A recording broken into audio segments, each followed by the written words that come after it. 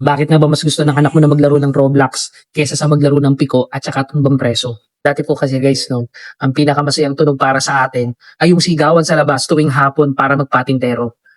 Pero ngayon guys, no, ang naririnig na lang natin sa loob ng bahay ay yung oof ng Roblox at ang paulit-ulit ng tunog ng YouTube Kids at saka TikTok. New day, new parenting content na naman po tayo, mommies at daddies. Welcome nga po pala sa day 5 ng serye natin. Napansin nyo rin ba guys ang malaking pinagkaiba ng playground noon at playground ngayon? Ang mga millennials po kasi lumaking may sugat sa tuhod, ang may araw, at kailangang hilahin pa uwi ng nanay galing sa kalsada dahil gabi na.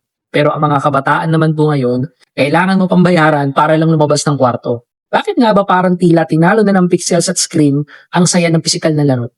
Pag-uusapan po natin ang mga pagbabago ng panahon ngayon guys. Una, the millennial childhood, physical and social. Noong 90s kasi guys, no, ang social media natin, kalsada. Doon po tayo natututong makisama, doon po tayo nadadaya sa piko, at doon po tayo natututo na maging malikhain gamit lang ang lata at saka tsinelas. Ang sensory play natin dati, putik lang, ulan lang, at saka pawis lang. Yan po kasi nagturo sa atin noon ng tatag ng loob at pakikipagkapwa-tao. Pangalawa guys, no, the Gen Z childhood, digital and fast-paced. Ngayon po kasi guys, ang mundo ng bata nasa palad na lang niya. Sa Roblox, pwede sila maging kahit sino at maglaro kasama ng kaibigan nila nang hindi umaalis ng sopa. Mas mabilis po yung dopamine hit sa gadgets, kaya mas mahirap yung bitawan.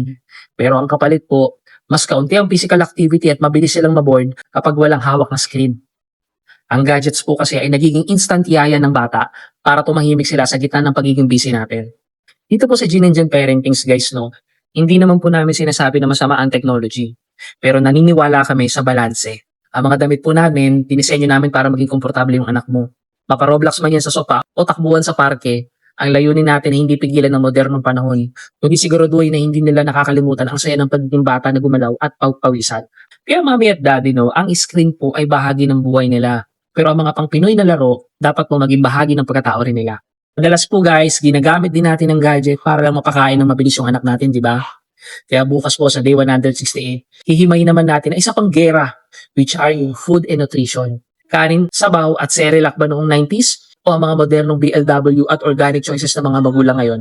Huwag kang mawawala bukas. Ikaw, mami at daddy, anong Pinoy na laro ang pinakapaborito mo nung bata ka pa na gusto mo ring ituro sa anak mo ngayon? I-share mo yan sa comment section. Magkakaroon po ng free webinar ang Gene and Gen Parenting sa darating na February 6, Friday 7 to 8 p.m. Ang title po ng usapin natin, Parents, Usap Tayo, A Guide to Fighting Child Depression Together. Himay-himayin po natin guys kung paano ba talaga labanan ng depression sa mga bata, ano-ano ang mga warning signs niyan, at paano tayo magiging sandigan ng mga anak natin. Makakasama po natin guys ang expert consultant natin, si Dr. Cathy Pagulayan, isa po siyang licensed psychometrician at isang educational psychologist. Paalala po, sobrang limitado lang ng slots. Maximum of 300 participants lang po ang pwedeng pumasok sa Zoom invite. Kaya kung gusto mo makasigurado ng slot, una, i-scan mo ang QR code na matatagpuan sa taas ng screen mo para sa free registration. Isisend po ng team namin ang Zoom link sa contact details na ilalagay nyo sa form. At para naman po sa mga magulang na nangangailangan ng agarang tulong o urgent mental health concern para sa anak nila, i-scan mo naman ang QR code na matatagpuan mo sa baba ng screen para dumiretso ka na po sa Child Mental Health Consultation Form. Kung hindi nyo naman mascan ang mga QR codes, huwag po kayo mag-alala, mami at daddy. Nilagay rin po ng team namin ang Google Form link sa comment section natin. Mami at daddy, huwag po nating hayaang lumala ang sitwasyon. Protektahan po natin ang mental health ng anak natin. Kaya mag-register ka na at kita-kita po tayo sa February 6.